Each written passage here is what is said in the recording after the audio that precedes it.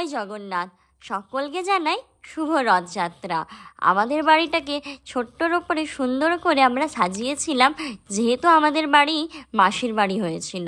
জগন্নাথ দেবের জন্য আমরা সেই সকাল থেকে কত তোড়জোড় করে ওয়েট করছি বরণডালা সাজিয়ে কখন মহাপ্রভু আমাদের বাড়ির সামনে এসে দাঁড়াবেন।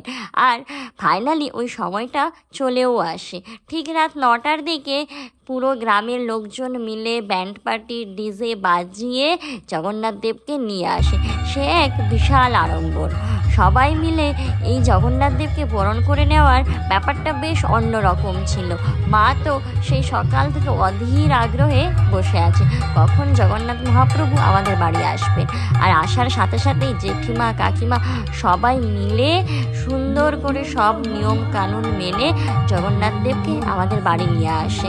এই বরণের সময় মোটামুটি বেশ ভালোই বৃষ্টি হচ্ছিল, সবাই প্রায় কাক ভেজা ভিজে গেছে, যেহেতু অনেক দূর অবধিও ওনারা এই রথের দড়ি টানতে টানতে নিয়ে গেছে, তো অনেকটা রাস্তা এমনিই ওরা সবাই গ্রামের লোকজন ভিজেই গেছিলো।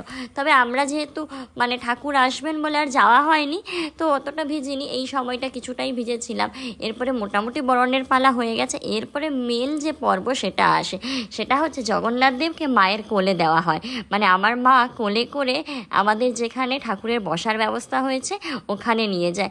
সত্যি বলছি, এই সময়টাতে তো মা পুরো কান্না করে ফেলেছে, আর আমার তো গায়ে একদম লোম দাঁড়িয়ে যাচ্ছে। একটা অন্য রকম সিচুয়েশান ছিল, যেটা হয়তো সত্যি বলে বোঝানো যাবে না। তো জয় জগন্নাথ, সবাইকে ভালো রেখো, সবাইকে সুস্থ রেখো।